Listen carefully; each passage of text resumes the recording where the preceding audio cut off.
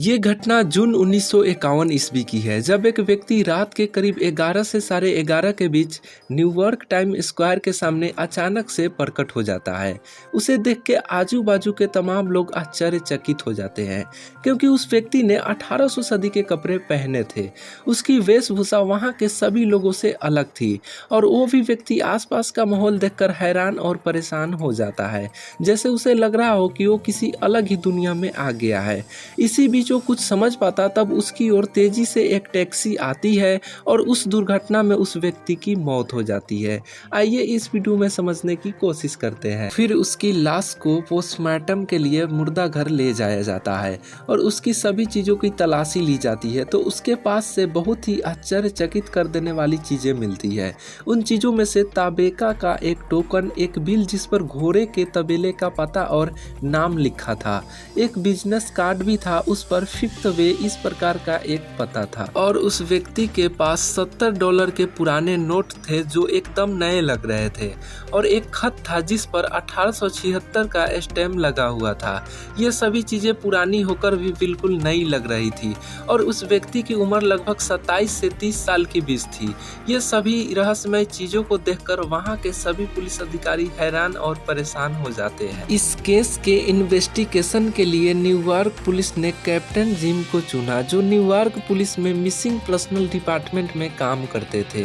Captain gym इस काम में जल्द से जल्द लग गए। उन्होंने इस बिल और टोकन के अनुसार तबेले और सैनुल की खोज करनी शुरू कर दी, पर ऐसी जगह उन्हें नहीं मिली। फिर उन्होंने वहाँ के बड़े बुजुर्गों से भी बात की, उनको भी इस जगह के बारे में मालूम नहीं था। फिर कुछ दिनों बाद कैप्टन जिम को एक टेलीफोन डायरी में एक नाम दिखा।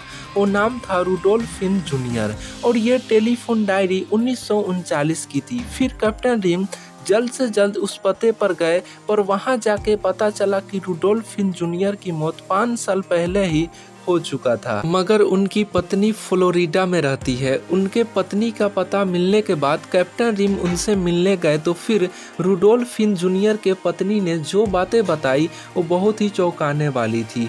उन्होंने बताया कि रुडोल्फ फिन सीनियर ये व्यक्ति रुडोल्फ फिन जूनियर के पिता है और वो 29 साल की उम्र में 1886 में अचानक गायब हो गए थे। उसकी पत्नी ने बताया कि एक दिन शाम को वो सड़क पर घूमने गए थे।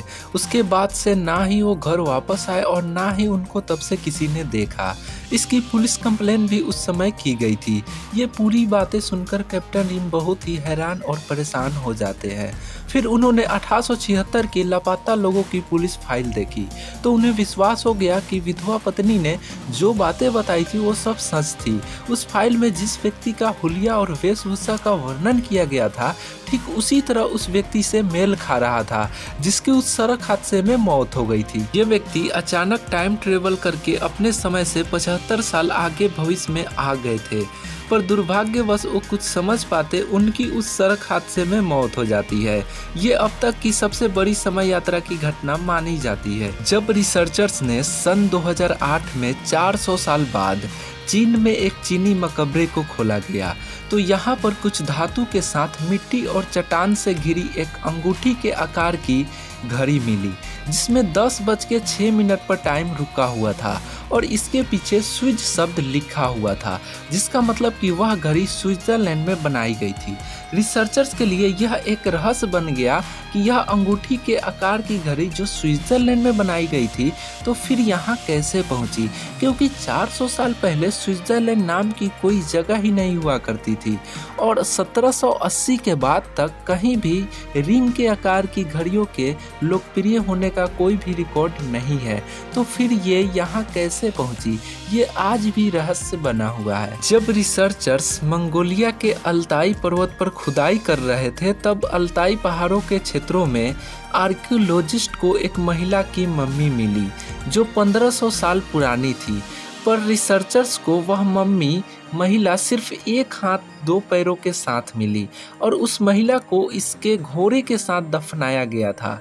रिसर्चर्स यह देखकर हैरान हुए कि उस महिला के पैरों में लाल रंग के जूते थे जिस पर एडिडास के तरह 3 सफ़ेद स्ट्रीम थी। आप ही सोचिए, उस जमाने में 1500 साल पहले एडिडास के ब्रांड के 3 स्ट्रीम वाले जूते कहाँ से आए होंगे। अगर आपको ये वीडियो अच्छी लगी हो तो वीडियो को लाइक और साथ ही साथ चैनल को सब्सक्राइब जरूर कीजिएगा।